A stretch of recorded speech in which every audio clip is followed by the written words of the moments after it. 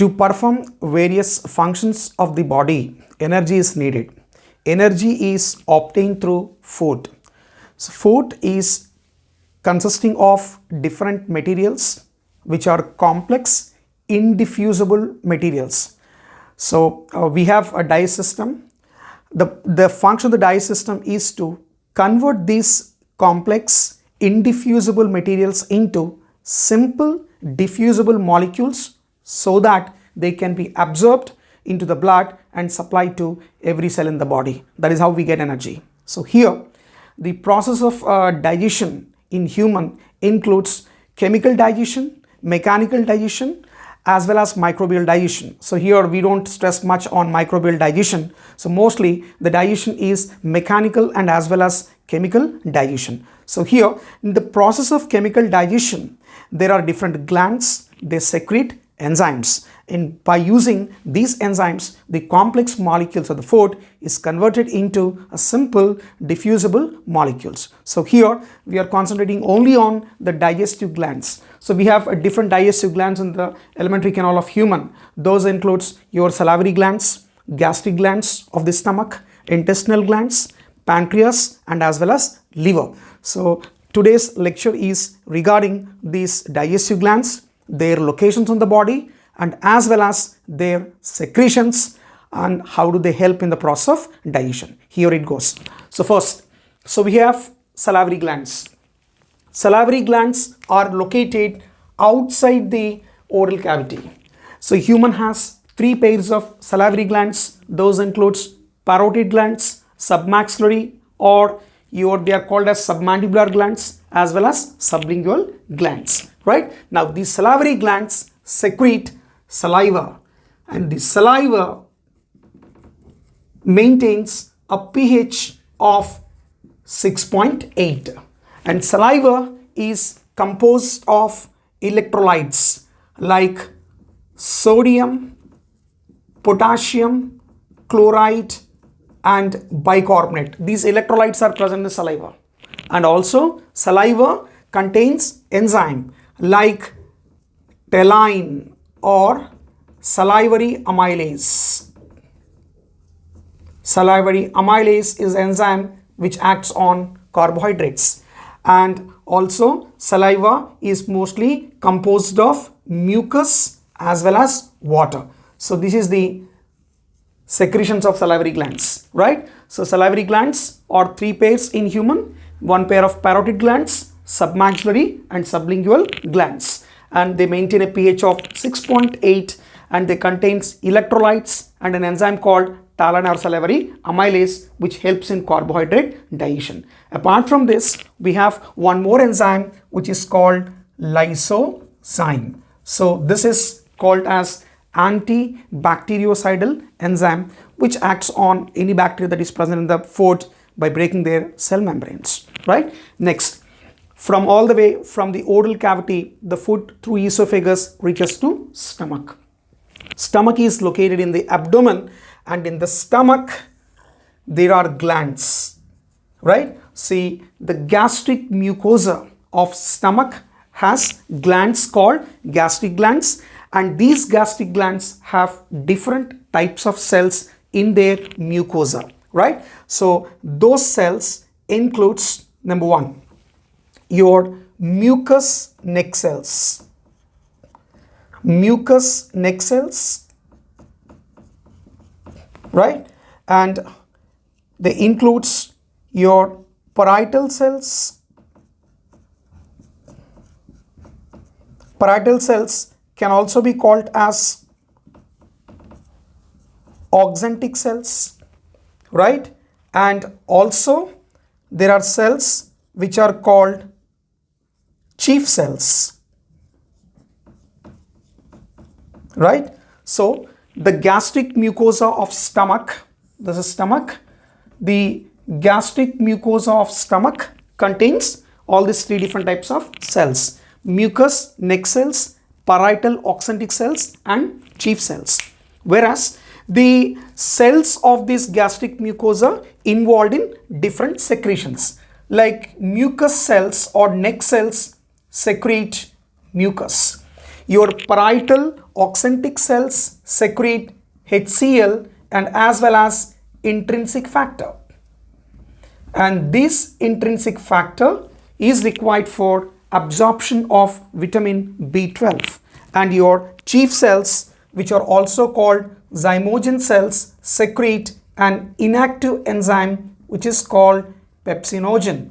And this inactive enzyme pepsinogen, in presence of HCl, is converted into active pepsin. And also in infants, these chief cells secrete one more inactivated enzyme which is called prorenin, which is activated into renin that acts on milk protein called as casein. So overall, your gastric mucosa with all the different type of cells secrete gastric juice, and this gastric juice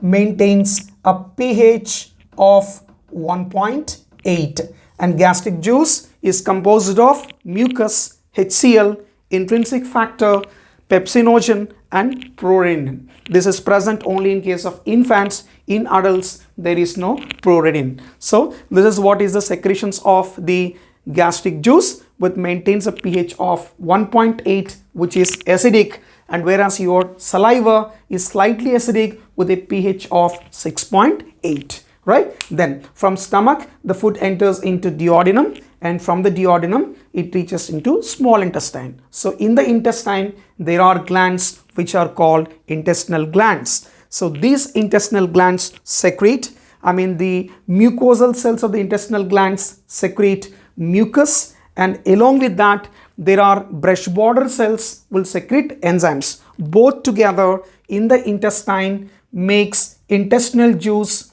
which is called succus entericus. Succus entericus is called intestinal juice, which maintains a pH of 7.8. 7.8 pH is maintained by succus entericus, which is called intestinal juice. This intestinal juice or succus entericus contains different types of enzymes. Those includes your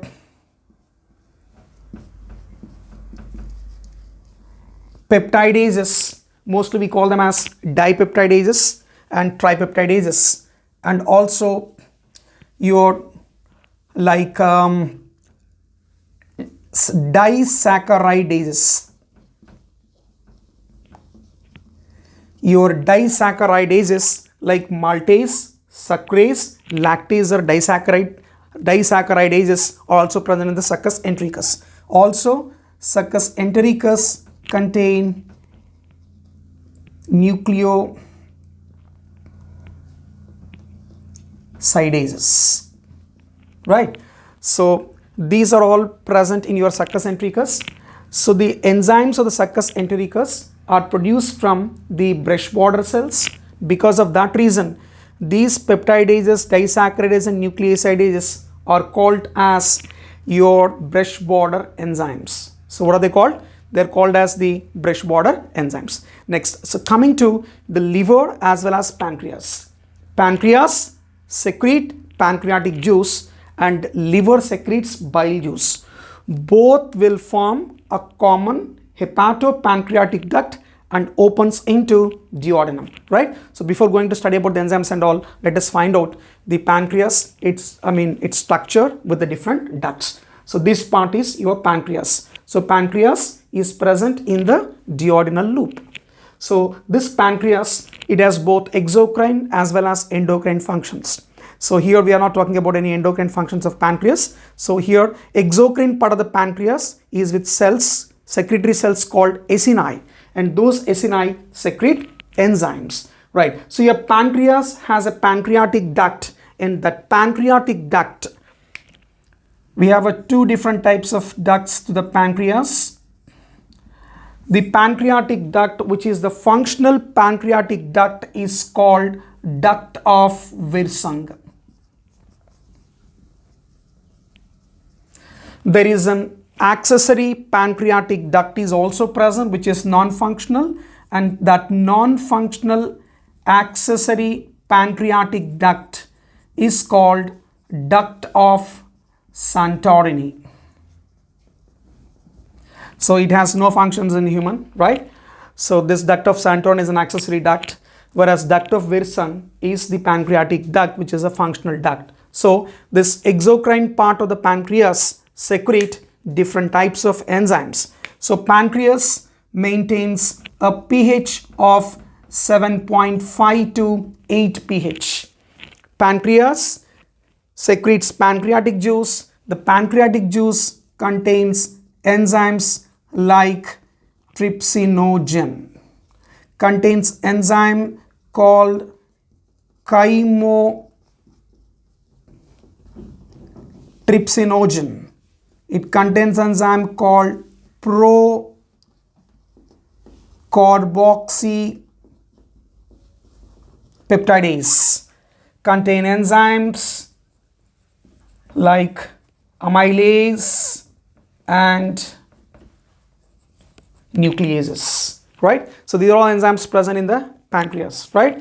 So this trypsinogen is activated by your enterokinase that is produced from your succus entericus, that means your intestine, right? So when once the trypsin gets activated, and this trypsin activates other trypsinogen molecules or even chymotrypsinogen and procarboxypeptidase into the active functional enzymes. Now coming to liver.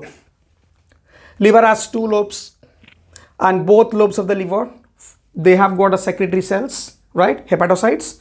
They have their secretions called bile, and from both the liver lobes the ducts arises. Both the ducts will fuse and form common duct of the liver, and this joins with the gallbladder.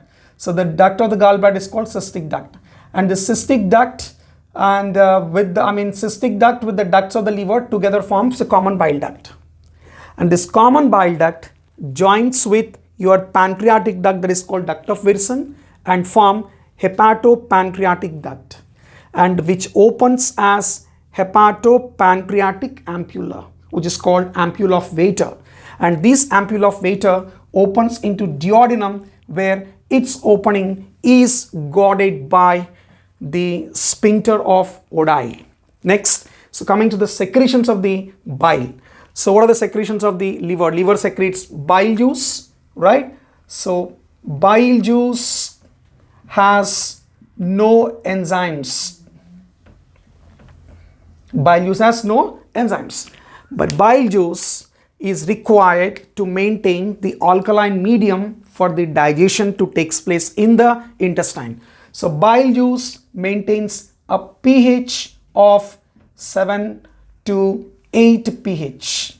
It maintains a pH 7 to 8. And bile juice consisting of bile salts for emulsification of fats, and as well as the bile juice contains bile pigments, which are the breakdown products, and as well as the bile is composed of cholesterol. Bile juice is consisting of cholesterol, and it also consisting of phospholipids, right? So this is the composition of your bile juice. Okay, so this is about digestive glands. So in the next lecture we'll be talking about the process of digestion, how it takes place.